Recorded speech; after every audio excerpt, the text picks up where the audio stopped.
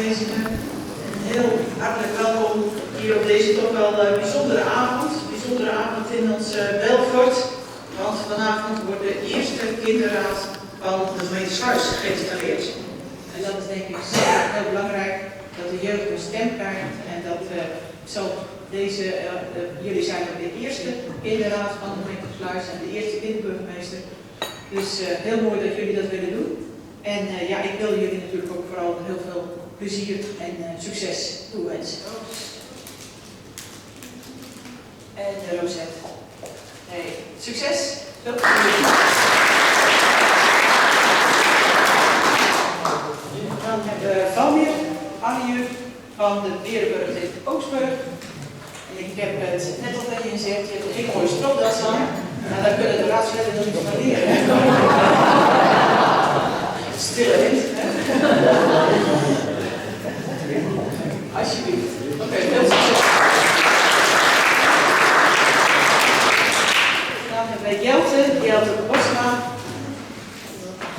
Dat is in Praag in Oostburg. Kijk, Jelte, voor jou ook een mooie oorlogen. En de Rosette kun je ons wel. Veel succes en plezier. Zou je je eens kunnen voorstellen? Ik ben Jelte Boslaar en ik vertegenwoordig de Sint-Bavo in Oostburg. Jij woont in Oostburg dus, hè? Daar zit ook de gemeente. Jij hebt een brief naar de burgemeester gestuurd, hè? Ja, Waarom heb je dat gedaan? nou ik zag op het jeugdjournaal dat andere steden het ook hadden en het leek me wel leuk. En wat stond er in die brief? Dat is al lang geleden, maar volgens mij stond erin dat het wel leuk zou zijn om een kinderburgemeester in onze gemeente te krijgen, zodat wij ook een beetje specialer werden. En dat mensen ons meer zouden herkennen dat we ook een van de eerste gemeenten zijn met een kinderburgemeester. En dat vond ik wel leuk.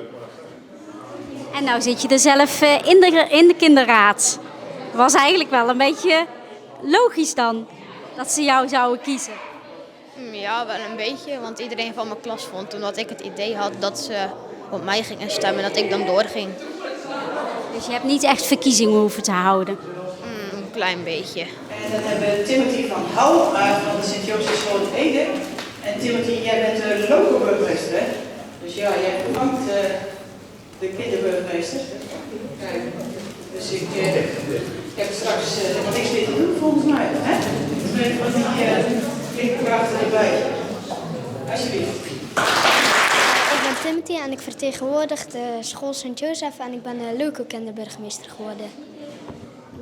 Hoe oud ben jij, Timothy? Nu 10. Oh, dat is nog best wel jong. En je zit in groep 7. Nee, 8. Maar ik heb een jaar overgeslagen. Wat wil jij als loco-burgemeester bereiken? Ja, andere kinderen helpen, bijvoorbeeld voor een armoede. Dat je ze daarmee zou kunnen helpen, of gratis zwemlessen. Daar hebben we het ook al over gehad in de kinderraad. Dus ja, dat is het eigenlijk wel. En jullie hebben een verkiezing gehouden, hè? Waarom ben jij tot loco-burgemeester gekozen? Ja, ik kan goed naar de anderen luisteren. Je zit in een vergadering, niet dat je dan naar buiten loopt te kijken of zelf met iets bezig bent. Ik kan met kinderen omgaan, ook al vind ik ze niet leuk. Of ik moet er iets mee doen, dat ik er toch mee kan omgaan om een vergadering te houden.